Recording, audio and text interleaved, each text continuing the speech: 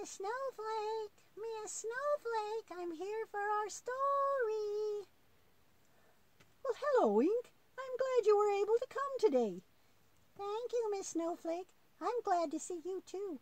George couldn't come because his human Mr. Henry is having company. George needed to be there.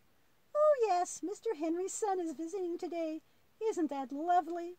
So, now where were we on our quest to follow the life of the Apostle Paul? Paul was on his way to Jerusalem after his third missionary journey. He was traveling through the cities where he'd preached, visiting the believers. Oh, yes, and many of his friends, brothers and sisters in Christ, were very sad because some of them were prophesying great troubles for Paul when he got to Jerusalem. Oh, well then maybe he shouldn't go there. Well, that's what the believers told Paul, but he could not be convinced not to go. He said, "The will of the Lord be done." I guess he was right. So Paul and some of his companions arrived in Jerusalem, where he reported what all had happened on his journey, and the church leaders were very excited and glorified God. But they also told Paul that there had been some bad rumors circulating around the city about him, all lies, of course, and there were many Jews who were opposed to him, violently opposed. Oh, not that again. Poor Paul. Yes, again. So the church leaders hoped that the Jews would be convinced of Paul's loyalty to God and to his calling by having him purify himself at the temple and fulfill his vow.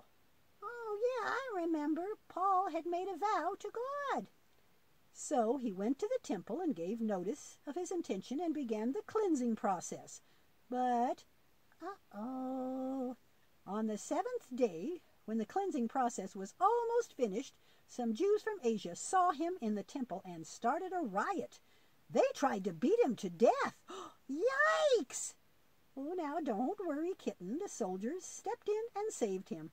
At first they thought he was an Egyptian revolutionary, but when Paul spoke Greek to them, asking him to address the people, they realized their mistake and let him talk. The Jews listened at first, but as soon as Paul mentioned the Gentiles, they went crazy again. The soldiers took Paul to safely in their barracks. That's where soldiers live, you know. And they were getting ready to question him by whipping him. Oh, but they can't do that because Paul was a Roman citizen. Right. So they held a meeting with the Jewish leaders to try to figure out the problem. Paul did something kind of funny. Paul was on trial for his life and he did something funny? Yes. Paul knew exactly what to say to start a fight between the two main factions of the Jews, which led to another shouting match. Oh, that was brave. Smart, too. The argument got so out of hand that the Romans took Paul back to safety in their barracks. Phew! That was scary. The next day, Paul's nephew, who might have lived in Jerusalem, came to see Paul, and he had overheard some Jews forming a plot to have Paul brought back to them for further questioning. But about 40 of the Jews had planned to kill him on the way there. They were determined. Oh, boy, they never gave up all right. Yes, they'd taken an oath not to eat or drink until they had killed Paul.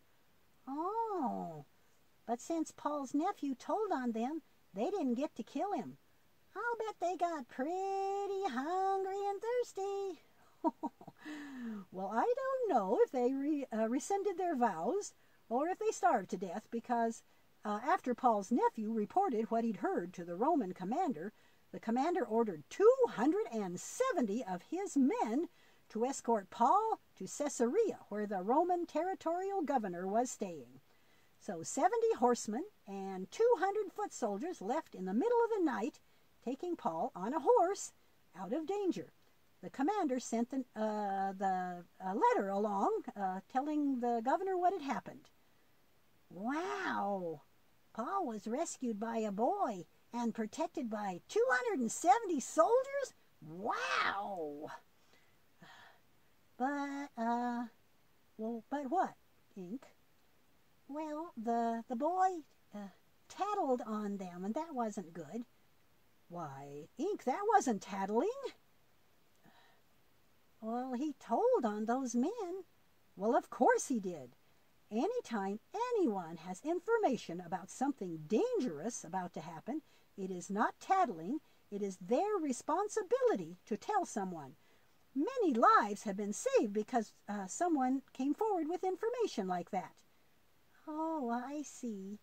Well, thanks for the story, Miss Snowflake. It was a great one, but I have to go now. Bye! I wonder what that was all about.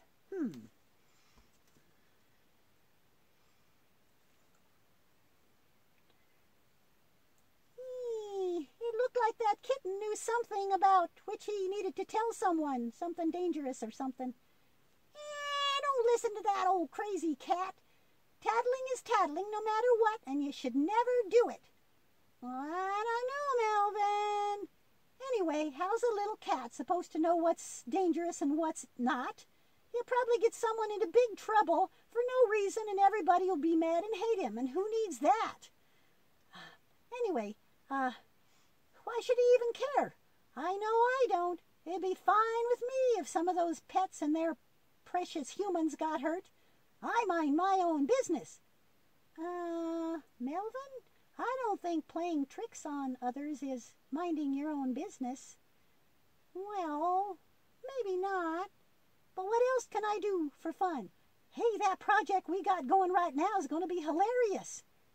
You're right about that. Come on, let's go steal the stuff we need to finish it. Okay.